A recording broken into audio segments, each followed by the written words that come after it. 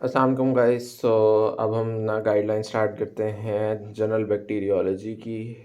अब ना general bacteriology से पहले ना तकरीबन सब लोग आपको कहेंगे कि आपको स्पेशल बैक्टीरियोलॉजी कर लेनी चाहिए। और ये चीज़ आसान भी इस तरह रह जाती है कि आपके पास ना स्पेशल बैक्टीरियोलॉजी का जब आप करते हो ना तो जनरल बैक्टीरियोलॉजी की मोस्ट ऑफ द थिंग्स आपको समझ आ जाती हैं। बट ना अब हमारा शेड्यूल कुछ इस तरह का यूनिवर्सिटीज़ का होता है कि आपको ना पहली असेसमेंट के अंदर सिर्फ जनरल बैक्टीरिया और जनरल वायरो वगैरह कराई जाती है और ना स्पेशल फिर आ गए हैं, तो बच्चे फिर इसको पहले करना पड़ता है। तो इसको करने का आज मैं आपको तरीका बताऊंगा। ठीक है, आप लोग इंशाल्लाह उसी को फॉलो करिएगा और इंशाल्लाह उससे आसानी रहेगी। लेक्चर्स की अगर मैं बात करूं कि इसके लिए आपको जनरल बैक्टीरिया के लिए लेक्चर्स कौन से देखने हैं, तो वो बी के लेक्चर्स हैं।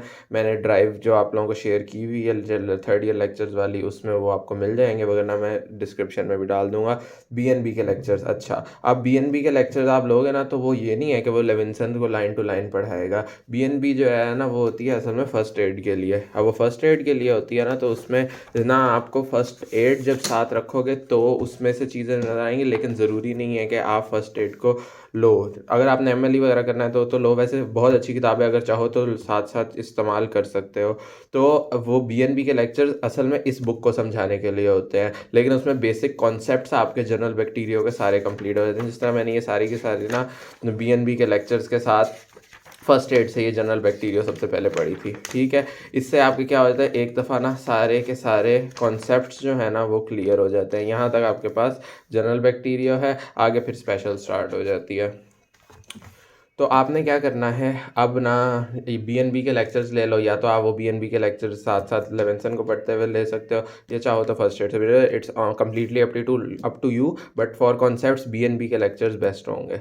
आगे अब आपने लेवेंसन पढ़नी है ना। लेवेंसन में जनरल बैक्टीरिया से तीन क्या कहते हैं 13 चैप्टर हैं, जिसमें से आपको 4 एमसीक्यूज और एक एससीक्यू आना होता है। तो अब हम अगर इसको चैप्टर्स वाइज देखें ना तो दो किताबों को साथ में रखना है आपने। एक है ये अनवर का, मैंने ये जनरल बैक्टीरिया वाला पार्ट अलग किया हुआ है, और एक है लेविंसन। ये आपने लेविंसन पढ़नी है, ठीक है, और उसको शॉर्ट लिस्ट करना है। इसके ऊपर तरीका क्या होता है, इस किताब में ना अनवर माइक्रोबायोलॉजी में सारी जो पेपर में इंपॉर्टेंट बातें हैं ना वो सारी की सारी लिखी हुई हैं।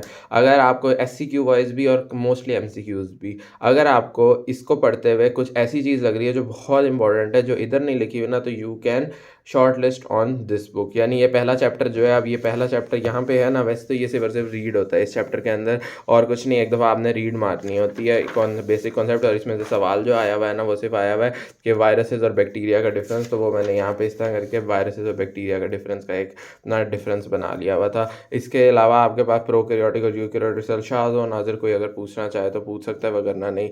तो बस आपके पास ना यहाँ पे उसने यही डिफरेंसेस बता दिए हुए हैं, और बाकी इस चैप्टर के अंदर से कुछ भी करने वाला नहीं है। आपने जनरल बैक्टीरिया के अंदर पर्ल्स जो है ना हर चैप्टर के एंड में दिए हुए, ये किसी सूरत नहीं छोड़ना है। आपने रीड करना है पूरे चैप्टर को, जो बातें आपको एक्स्ट्रा लग रही हों वो आप इस पर लिख लो, और मेरा तो रिकमेंडेशन है कि जो पर्ल्स हो ना वो भी आप यहाँ पे नीचे जगह जो है ना वहाँ पे वो लिख लेना। मैंने असल में ये सारा काम ये फर्स्ट एड पे किया था, तो इसलिए ये वाली चीज़ खाली है, लेकिन आप इस पर भी कर सकते हो। ये बहुत बेहतरीन है आपके लेवल के लिए, तो बहुत ही बेहतरीन है।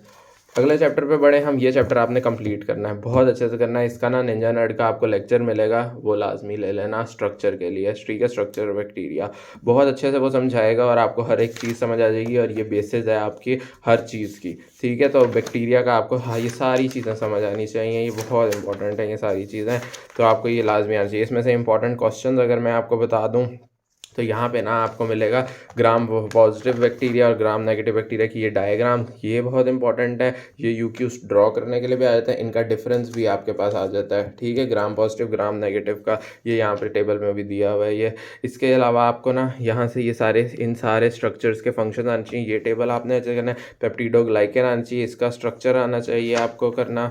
उसके अलावा आपके पास ना आगे बढ़ते हैं हम, तो यहाँ पे ग्राम स्टेनिंग, ये ग्राम स्टेनिंग आपको वो वाइवा ओस्पी में भी बहुत ना ज़रूरी है, और ये आपकी पूरी बैक्टीरियोलॉजी की बेसिस है, तो ये लाजमी करना है। फिर वो बैक्टीरिया जो कि ग्राम स्टेनिंग रहता है, ये यूनिवर्सिटी क्वेश्चन है, ये आपने करना है। ठीक है, तो ये आपके पास ना अभी मैंने कोई निमोनिक शिमोनिक भी बनाए हुए थे, ये भी देख सकते हो। उसके बाद आपके पास ना ये यहाँ पे इसका कॉन्सेप्ट भी होना चाहिए, लाइपोपोलीसेकेराइड लाइपोओलिगोसेकेराइड वगैरह का कॉन्सेप्ट होना चाहिए। कुछ इसमें एमसीक्यू वाली बातें होती हैं, तो वो आपने लाजमी देख लेनी है। उसके बाद टिकोइक एसिड जो है, ये आपको पता हो क्या होता है। ये साइटोप्लाज्म मेम्ब्रेन वगैरह छोड़ो, ये सब भी बस रीड है। प्लाज्मिड यूनिवर्सिटी क्वेश्चन है, ये आपको अच्छे से डेफिनेशन आनी चाहिए। फिर पूछा जाता है कि आप इसकी ना ये सारी की सारी टाइप्स बताओ। ये 2 टाइप्स हैं, ट्रांसमिसिबल और नॉन ट्रांसमिसिबल। फिर इस पूछा बहुत इंपॉर्टेंट यूनिवर्सिटी क्वेश्चन है कि भाई इसके फंक्शनल एंड स्ट्रक्चरल इंपॉर्टेंस बताओ, तो वो आपने ये 6 पॉइंट्स करने होते हैं। ट्रांसपोजॉन्स की डेफिनेशन इंपॉर्टेंट है, ये आनी चाहिए आपको। ये सब रीड है कि कैप्सूल का क्या फंक्शन होता है, फिर फ्लैजेला का क्या फंक्शन होता है, फिम्ब्रियाई का क्या होता है ये, और and bacterial spores very important, आपको एंडोस्पोर्स भी कहते हैं। ये यूक्यू है, डेफिनेशन वगैरह आनी चाहिए, डायग्राम आनी चाहिए, और ये टेबल के important features of spores and medical importance क्या है। बाकी पर्ल्स आपने रीड करने हैं एमसीक्यूज के लिए। अब अगर मैं इधर से दिखाऊँ तो ये देखो, इधर वही सारी बातें होंगी, ग्राम पॉजिटिव ग्राम नेगेटिव का डिफरेंस, डायग्राम्स उनकी। फिर आगे पास ना उसने वो जो कि ग्राम स्टेनिंग में बैक्टीरियाज नहीं दिखते वो बताए हुए हैं, ये टेबल वही वाला बनाया हुआ है। फिर ये आगे उसने जो उन चीज़ों को ना, ट्रांसपोजॉन्स हो गए, प्लाज्मिड्स हो गए, और ये इनको थोड़ा बहुत ना डिफाइन शिफाइन वगैरह किया हुआ है, ये करना होता है। फिर प्लाज्मिड्स इंपॉर्टेंट है, उसके फंक्शन रही, उसकी सिर्फ हेडिंग्स लिखी हुई हैं, आप डिटेल भी रीड कर लेना उधर से, टाइप्स भी करनी होती हैं ये। फिर structures outside the cell wall वालों का ना, उसने ये बड़ा अच्छे से ये यहाँ पे इसने टेबल बनाया हुआ है। सारी जो इंपॉर्टेंट एमसीक्यू वाली बातें भी है ना, और एससीक्यू वाली भी, वो इसी में इसने लिख दी हुई है। और आखिर में बैक्टीरियल स्पोर्स और वही टेबल की ना उसने हेडिंग्स वगैरह लिख दी हैं। ये डिटेल अगर थोड़ी बहुत एक एक लफ्ज़ की लिखना चाहो तो लिख सकते हो। ये तो इस तरह करके ये चैप्टर 2 बहुत इंपॉर्टेंट था और ये लाजमी करना होता है। फिर आगे बढ़ जाएं हम तो ये ग्रोथ वाला वेरी इंपॉर्टेंट, इसमें से ये ग्रोथ कर्व आता होता है बहुत ज़्यादा। इसके आपको चारों phases, log, lag, stationary, death phase, ये आना चाहिए। यहाँ पे डबलिंग टाइम की डेफिनेशन आनी चाहिए विद एग्जांपल पूछी जाती है। एक्सक्रीचिया कोलाई की 20 मिनट्स होती है, बहुत छोटी सी होती है। माइकोबैक्टीरियम ट्यूबरकुलोसिस की 18 से 24 घंटे, बहुत लंबी होती है, तो इसलिए ये बहुत इंपॉर्टेंट बात है। वायो में भी बहुत पूछते हैं, ऑब्लिगेट इंट्रासेलुलर ग्रोथ वगैरह ये। बाकी सारी एमसीक्यू है ये, यहाँ हमारे प्रॉफ में इधर से एमसीक्यू आया था, सुपर ऑक्साइड डिस्म्यूटेस कहते थे इस वाली जगह से, तो आपको ये आना चाहिए। ठीक है, सब एमसीक्यू आई गेस यूँ था कि वो बैक्टीरियाज एनारोबिक होते हैं जो शायद जिनके अंदर ये वाला एंजाइम नहीं होता, तो उसका जवाब मैंने तो सुपर ऑक्साइड डिस्म्यूटेज वगैरह लाया था। खैर, तो इसको देख लेना। बाकी इधर से बस ये ना जो बैक्टीरिया के नाम बीच में आते होते हैं ना, कि ये फर्मेंटेशन ऑफ शुगर, कौन सी शुगर की फर्मेंटेशन कर रहे हैं, ये आपको पता हो। लैक्टोज फर्मेंटर कौन से होते हैं, और ये वैसे आगे आपको ना ये चीज़ें उसमें स्पेशल में भी पता चल जाती हैं, लेकिन यहाँ पे उसने बस थोड़ी बहुत बातें लिख दी होती हैं। बाकी पल्स वगैरह देखने हैं। अब इधर से इधर आए हम तो देखो ये चारों फेजेस और इसकी ये, फिर उसने आगे बताया हुआ है कि ये वही ग्रोथ को उसने मेजरली एग्जांपल्स के साथ बताया हुआ है। तो एससीक्यू के लिए तो यही काफ़ी होता है, बाकी एमसीक्यू वगैरह के लिए आपको ये देखना होता है और उस पर कर लेना होता है। जेनेटिक्स में आ जाए, म्यूटेशंस जो है ये आपके पास ना यूक्यू होता है, म्यूटेशन की टाइप्स वगैरह, तो ये आपको पता हो। ये तो ये आपने सारी बेस सब्स्टिट्यूशन, फिर फ्रेम शिफ्ट, और वैसे जेनेटिक्स जनरल पैथो में भी ये हो जाता है, लेकिन यहाँ से भी कर लो तो कोई मसला नहीं है। कंडीशन लीथल म्यूटेशन आ जाती है आपको, ये असल में ना क्लिनिकल सिग्निफिकेंस होती है इसकी म्यूटेशन की, तो ये पता हो थोड़ा बहुत कॉन्सेप्ट। ये 32 डिग्री सेल्सियस, 37 डिग्री सेल्सियस, ये वाली बात आ जाती है एमसीक्यू वगैरह में। फिर यहाँ पे प्रोग्राम्ड रीअरेंजमेंट का पता हो, किसके अंदर प्रोग्राम्ड रीअरेंजमेंट होती है, बैक्टीरिया कौन सा होता है वो आपको पता हो। लेकिन इस चैप्टर में से एक तो म्यूटेशन बहुत इंपॉर्टेंट है, बहुत दफ़ा आया हुआ है, इसके डेफिनेशन, टाइप्स, एग्जांपल्स और इफेक्ट्स। इसके अलावा ये कॉन्जुगेशन, ट्रांसडक्शन और ट्रांसफॉर्मेशन, ये तीनों आपके पास होते हैं कि इनसे ट्रांसफ़र ऑफ ना डीएनए होता है बिटवीन बैक्टीरिया सेल्स। ये तीनों की आपको प्रॉपर ना प्रोसेस की डेफिनेशन आनी चाहिए, टाइप्स ऑफ सेल इन्वॉल्व, और ये टेबल बहुत इंपॉर्टेंट है। फिर कॉन्जुगेशन अलग से भी आ जाता है, तो आपको एक्सप्लेन करना होता है डेफिनेशन और प्रोसेस पूरा, और ये डायग्राम साथ होती है। बाकी ट्रांसडक्शन और ट्रांसफॉर्मेशन की भी डेफिनेशन आनी चाहिए, ट्रांसडक्शन की डायग्राम भी करनी है। ठीक है ये, और रिकम्बिनेशन को मिस करा देना है। तो अगर हम यहाँ पे देखें तो ये आप देखो कि यहाँ पे कि ना जेनेटिक्स के अंदर से उसने वही म्यूटेशन की टाइप्स, और फिर ये कॉन्जुगेशन, ट्रांसलेशन, ट्रांसफॉर्मेशन और कॉन्जुगेशन की डायग्राम, और फिर प्रोग्राम्ड रीअरेंजमेंट को किया हुआ है। उसके बाद ना आपके पास ये मैंने पेज यहीं अनवर से फाड़ के यहाँ पे किया था, क्योंकि इसकी क्लासिफिकेशन यहाँ पे बहुत अच्छी लिखी हुई थी बैक्टीरिया की। आप इधर से पढ़ोगे ना तो आपको यहाँ पे ये गंदा सा टेबल नज़र आएगा जिससे आपको कुछ समझ नहीं आएगा, बट ये बहुत इंपॉर्टेंट है और आपको इस क्लासिफिकेशन को अच्छे से करना है। ग्राम पॉजिटिव बैक्टीरिया वाली भी और ग्राम नेगेटिव बैक्टीरिया वाली भी क्लासिफिकेशन जब तक आप नहीं करोगे ना, सबसे पहली चीज़ जो होती है ना वो होती है क्लासिफिकेशन। क्लासिफिकेशन नहीं करोगे तो स्पेशल बैक्टीरियोलॉजी के अंदर बैक्टीरिया के नाम ही नहीं आते होंगे तो अंदर की डिटेल किस तरह करोगे। तो क्लासिफिकेशन है, और वाइवा के अंदर सबसे पहला सवाल यही होता है, classify bacteria on the basis of gram staining, classify ना वायरसेस। तो ये तो क्लासिफिकेशन आनी चाहिए आपको। इस चैप्टर में यही था क्लासिफिकेशन, ये अनवर से ही क्लासिफिकेशन कर लेना, ये वाला टेबल करने की ज़रूरत नहीं है। फिर यहाँ से ह्यूमन माइक्रोबायोम की डेफिनेशन करनी है, इसी को नॉर्मल फ्लोरा भी कहते हैं। तो उसके बाद आपने इधर से बस ना, यहाँ पे टेबल्स वैसे बड़े बड़े दिए हुए हैं, ठीक है, ये आपको यहाँ पे काफ़ी मुश्किल लग रहे होंगे ये 3 टेबल्स ये, बट ना यहाँ पे अनवर में बहुत अच्छा सा ये टेबल एक ही छोटू सा बनाया हुआ है। कुछ गलतियाँ हैं इसका, यहाँ से काट के डिप्थेरियोइड्स लिख लेना, इसको भी काट दो, यहाँ पे सिर्फ स्टेफ ऑरियस आता है, बाकी सारा सही है, ठीक है। तो ना आपने ये वाली चीज़ें करनी है ये। और कंजक्टाइवा का अक्सर पूछा जाता है, जो यहाँ नहीं लिखा हुआ तो वो भी देख लेना कि कंजक्टाइवा का क्या नॉर्मल फ्लोरा होता है। तो बस ये टेबल्स ही इस चैप्टर में से करने हैं, बाकी अंदर से डिटेल कोई नहीं करनी है। पल्स वगैरह देखना चाहो देख लेना, ये कॉलोनाइजेशन रेजिस्टेंस यूक्यू के अंदर एक दफ़ा आया हुआ है, तो ये देख लेना। बाकी मिस कराओ पैथोजेनेसिस। अब ये दूसरा एक तो स्ट्रक्चर वाला बहुत इंपॉर्टेंट चैप्टर था, और अब ये पैथोजेनेसिस वाला बड़ा इंपॉर्टेंट है, लेकिन ये बहुत बड़ा है। सबसे पहले तो पैथोजेनेसिटी की डेफिनेशन आनी चाहिए, ये यूक्यू होती है। वायरुलेंस की डेफिनेशन आनी चाहिए, ये यूक्यू होती है। फिर लीथल डोज का पता हो, इन्फेक्शियस डोज का पता हो, ये सब चीज़ें पूछी जाती हैं। वायरुलेंस फैक्टर्स कोई क्या होते हैं, ये यूक्यू आ जाता है। वो कहता है कि 4 ऐसे कंपोनेंट्स बताओ जो वायरुलेंस फैक्टर के तौर पर काम करते हैं, तो ये आपको पता होना चाहिए। ऑब्लिगेट इंट्रासेलुलर बैक्टीरिया पैरासाइट्स के तौर पे कौन से बैक्टीरिया काम करते हैं, उनके नाम आते हैं। फिर आगे ये सारा फजूल है, मिस कराओ। फिर ये हमारा असेसमेंट में सवाल आया था, और वाइवा में भी बहुत पूछ रहे थे कि स्टेजेस ऑफ बैक्टीरियल पैथोजेनेसिस क्या होती हैं। ये यहाँ पे तकरीबन 7 लिखे हुए हैं, ये आने चाहिए।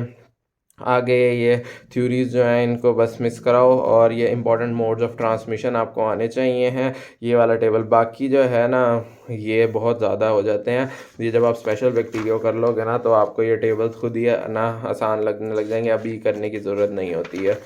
फिर ये सारे टेबल्स मिस कराओ। फिर यहाँ पे से स्टार्ट करते हैं एक्सोटॉक्सिन और एंडोटॉक्सिन का कॉन्सेप्ट। बहुत अच्छे से निंजा का लेक्चर लोगे ना, जब इसके ऊपर भी निंजा का, अच्छा निंजा का जेनेटिक्स पे भी बहुत अच्छा लेक्चर है, जिसमें वो कॉन्जुगेशन, ट्रांसफॉर्मेशन, ट्रांसडक्शन वगैरह करता है। और ये एक्सोटॉक्सिन्स पे और एंडोटॉक्सिन पे भी बहुत अच्छा लेक्चर है, ये भी देखना है। एक्सोटॉक्सिन एंडोटॉक्सिन वगैरह, तो ये इसका ये टेबल अच्छे से कर लेना, बहुत दफ़ा पेपर के अंदर आता है। एक्सोटॉक्सिन एंडोटॉक्सिन का डिफरेंस अच्छे से कर लेना है।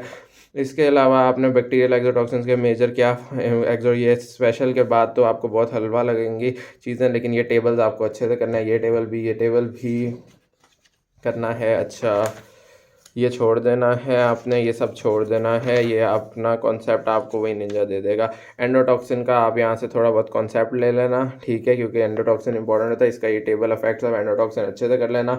बार बार जब भी एंडोटॉक्सिन का किसी बैक्टीरिया में जिक्र आएगा तो यही इफेक्ट्स आपको उसके अंदर लिखने होंगे। ये आपको mode of action of endotoxin का एक फ्लो चार्ट भी आना चाहिए। अच्छा यहाँ पे सेप्टिक शॉक का बताया हुआ है, ठीक है, तो आपको सेप्सिस और सेप्टिक शॉक का डिफरेंस आना चाहिए होता है, और सेप्टिक शॉक और टॉक्सिक शॉक का भी डिफरेंस आना चाहिए। वो यहाँ पे कुछ ना कुछ करके उसने बताने की कोशिश की हुई है।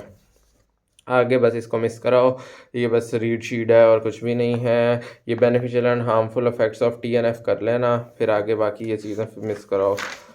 हाँ कॉश पोस्टुलेट्स जो है ना वो कर लेना यहाँ से कुछ ना कुछ। और ना यहाँ पे ये typical stages of an infectious disease ये पूछी जाती हैं वाइवा में भी, और ये बहुत इंपॉर्टेंट है कि इन्फेक्शियस डिजीज़ की क्या टिपिकल स्टेजेस हैं, तो ये सारे आपने ये अच्छे से करना है, ये वाला ना डायग्राम। उसके बाद ये पल्स को रीड कर लेना एक दफ़ा बस। उसके बाद फिर ना होस्ट डिफेंसेस वाला चैप्टर जो है ये कोई इतना कोई ख़ास इंपॉर्टेंट है नहीं, इसके अंदर से मिस कराओ, ये सब कुछ ही मिस कराओ, नहीं आता होता ये तो इम्यूनिटी में ये सब हो जाता है। यार मैं और बस नहीं छोड़ो मिस कराओ, मैंने खुद नहीं किया था तो इस वजह से मैं आप लोगों को क्यों कहूँ। पल्स बस इसके पढ़ने हैं, पल्स पढ़ लेना है। और अगर बहुत आप पढ़ने वाले बच्चे हो ना तो इसके ये फ्लो चार्ट्स और डायग्राम और टेबल्स जो है ना इनको देख लेना है, ताकि आप किसी भी अगर कोई आ जाए तो मसला ना हो, ये वगैरह पल्स काफ़ी होते हैं इस चैप्टर के। उसके बाद आपके पास ना लैब डायग्नोसिस वाला चैप्टर के अंदर ये बड़ा इंपॉर्टेंट क्या कहते हैं, वाइवा के अंदर भी बहुत इंपॉर्टेंट है, और ये आपकी बहुत पूरी बैक्टीरियोलॉजी में बड़ा काम आएगा। तो ये टेबल के अंदर डिफरेंट कल्चर एगर मीडिया होते हैं। ये अगर इसका सबसे आसान तरीका होता है आप लैब्स में जाओ और अपने टीचर्स से ये सारे एगर्स देखो, ठीक है, फिर आपको पता चलता है कि ये कौन से के अंदर ये। इसके ऊपर BNB ने अच्छा सा समझाया हुआ है ये सारी चीज़ों को, तो BNB का जो लेक्चर्स बताए हैं उसमें से देख लेना। बाकी क्या कहते हैं ना ये इतना ज़्यादा कोई वो नहीं है, ठीक है। अच्छा, ये आ जाता है सवाल, how to diagnose a bacterial infection when culture is negative UQ में। तो ये टेबल आपको इसलिए आना चाहिए, बाकी पल्स करने हैं। एंटीबायोटिक, अच्छा अब यहाँ तक का ये चीज़ हो गई है ना। अब इधर आ जाओ ज़रा, इधर से मैं बताऊँ अगर, तो वही वाली चीज़ें होंगी। पैथोजेनेसिस के अंदर भी वही डेफिनेशंस थी। फिर मैंने बताया था स्टेजेस ऑफ बैक्टीरियल पैथोजेनेसिस वो आने चाहिए, determinants of bacterial pathogenesis, transmission वाला टेबल जो कहा था। फिर आगे उन्होंने बस इंपॉर्टेंट जो एमसीक्यू में आ सकती हैं ना चीज़ें वो लिखी हुई हैं ये सारी। फिर एक्सोटॉक्सिन एंडोटॉक्सिन का डिफरेंस इंपॉर्टेंट है, इंपॉर्टेंट एक्सोटॉक्सिन कौन से हैं, एंडोटॉक्सिन वाला वो जो टेबल बताया था, और stages of an infectious disease, Koch, postulates, और उसके अलावा ख़त्म। तो देखा जो इंपॉर्टेंट बात बताई थी वो इसमें लिखी हुई थी। लैब डायग्नोसिस का आपको मेथड्स ऑफ लैब डायग्नोसिस की ये वो सारे चैप्टर की हेडिंग्स वगैरह लिखी हुई हैं, ये पता हो। और फिर ये टेबल वही वाला है, बहुत इंपॉर्टेंट है, तो ये आपको करना है। उसके बाद अब यहाँ पे आपके पास एंटी बैक्टीरियल ड्रग्स है। वैसे तो कीमो के अंदर हो जाती है, कीमो फार्मा में, ये तो इस चैप्टर को यहाँ से करने की बिल्कुल ज़रूरत नहीं है। आपने क्या करना है, ये अब यहाँ से करने की, यहाँ पे ना सिर्फ ऐसे क्योंकि कभी कभार सवाल आ जाता होता है, तो एंटी बैक्टीरियल ड्रग्स का मैकेनिज्म ऑफ एक्शन के लिए आपने बस यहाँ अनवर से करना है। एंटी बैक्टीरियल ड्रग्स की रेजिस्टेंस के लिए आपने सिर्फ और सिर्फ ये अनवर से ये वाला पोर्शन करना है। ये कर लोगे तो बस काफ़ी है। Sterilisation and disinfection, very important very important very important. हर बच्चे से स्टरलाइजेशन डिसइंफेक्टेंट एंटीसेप्टिक्स की डेफिनेशन वाइवा में पूछी जाती है।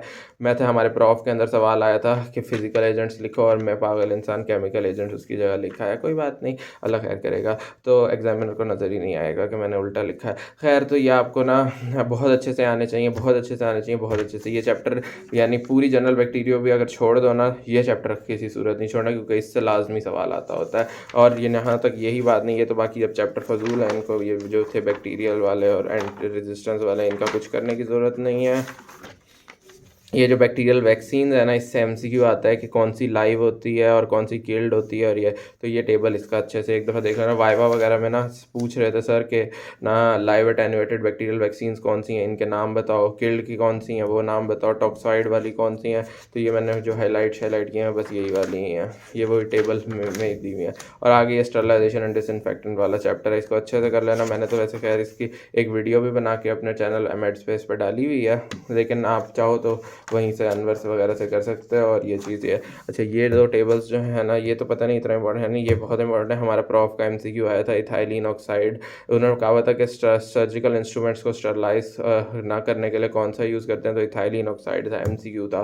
ठीक है, बहुत इंपॉर्टेंट है, एमसीक्यू के अंदर ये ना आता होता है, तो इसलिए आपने इसको अच्छे से करना है इस चैप्टर को। बाकी अनवर से अच्छे से कर लेना। और बस ये इतनी कोई ख़ास बातें लिखी हुई नहीं। एमसीक्यू, अच्छा वाइवा में पूछ रहे थे कि फ़िल्ट्रेशन के अंदर जो फ़िल्टर पेपर यूज़ करते हैं उसका कितना डायमीटर है, तो ये आपको 0.2 साइज़ बल्कि तो 0.22 माइक्रोमीटर होता है, ये पता हो।